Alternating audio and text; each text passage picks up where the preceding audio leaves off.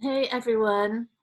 Right, today we're looking at the future and how how all it is a concept, like the concept of self that looks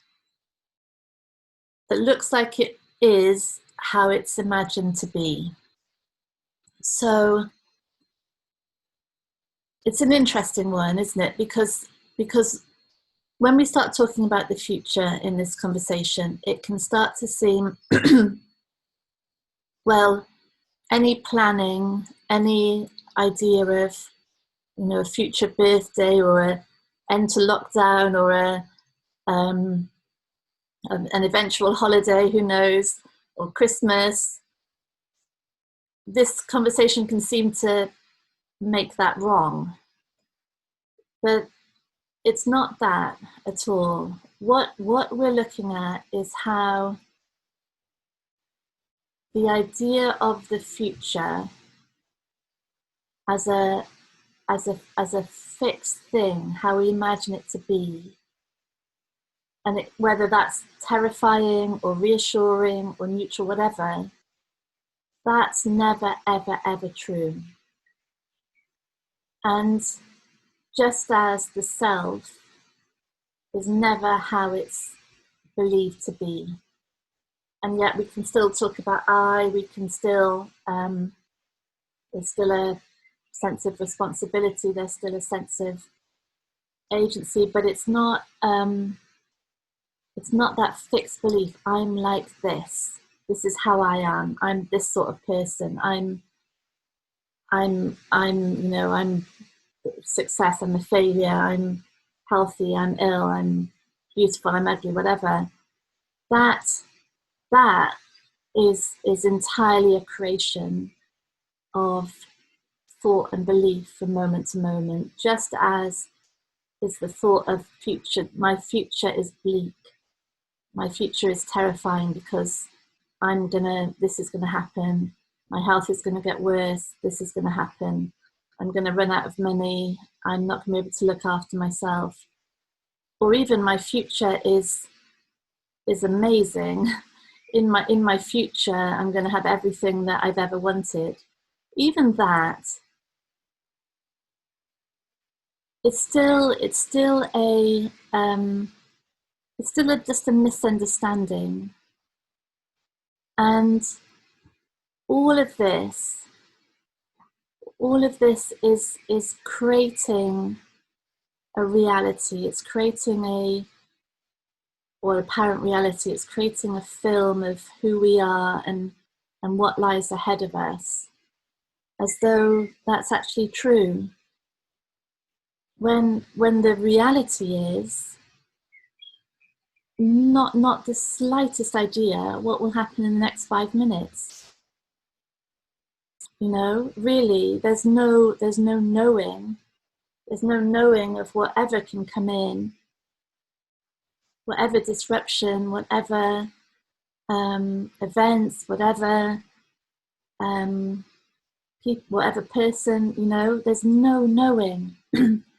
And this is the interesting thing, because the self is so much about trying to secure itself, either by cowering away from this bleak image of the future that's being created at the same time, the same way as the self, or by hankering after this rosy future that is so much better than this awful reality now. So it's trying to control these elements and make itself feel secure. And it's in that very attempt to either avoid or pin down a certain future that's where the unrest exists. That's where the suffering exists, because it's not possible. The imagined future is never what the future is, ever. And yet in this film, in this film, that sort of is what plays out, because we're bringing into the reality this idea of either of lack, because this now isn't how it should be, how I want it to be, or the fear of this bleak thing ahead. It's happening now. So lack or fear is happening now, and so that's the reality playing out. We're pulling these, the only place they can exist, these images of the future, is in this moment. So they're being pulled in to this moment now.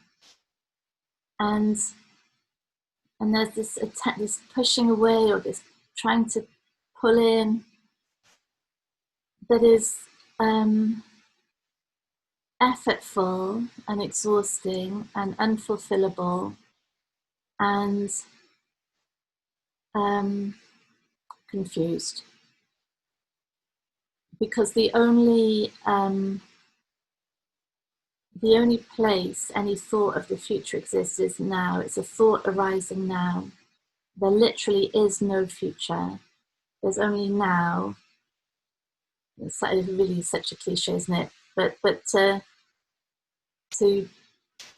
even give that a little bit of space, to allow that to settle, there literally is only now. No past, no future, is enormous. Really enormous. So there's nowhere to get to. There's nothing better. And that sounds bleak, doesn't it? That sounds bleak to a self that's suffering, that might be ill, that is feeling awful. This is intolerable, this now. And so I'm going to live out there. I'm going to live in imagination out there. But it's that living in imagination that is the only cause of suffering. Because even when there's illness now,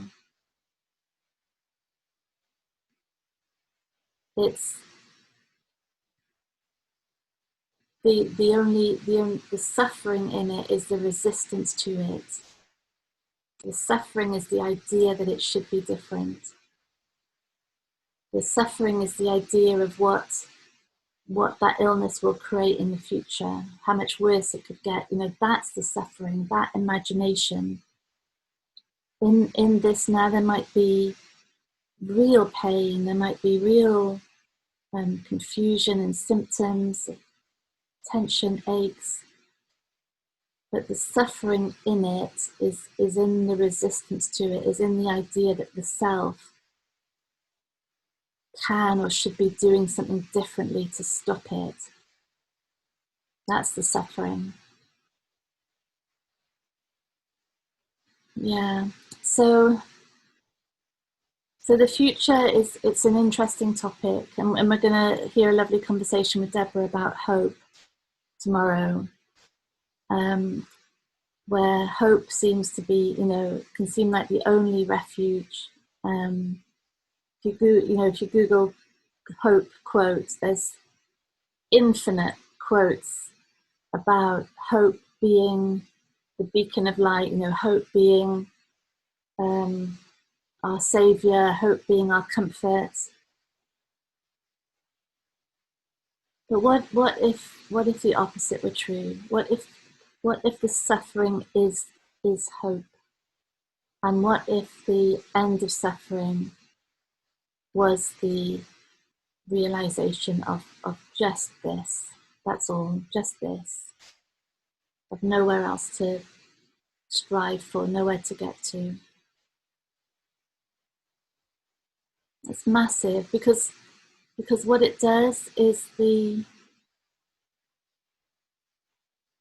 hope really it's the postponement of living. It's a postponement of presence to this. And when that's seen, then there's just this now, and this is living. This is all we've got, is this moment. And without the resistance to it, this moment is enough. It's everything.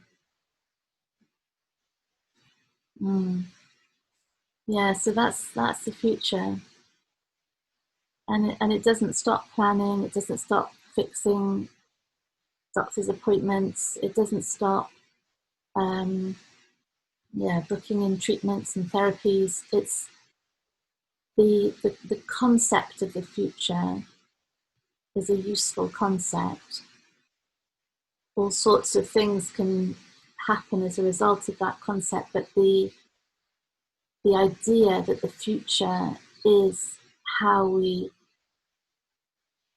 resist, or the idea that the future is the thing that we can't bear to happen, or the thing that we desperately want to happen, that's a misunderstanding. Okay, thank you everyone. Lots of love. Bye.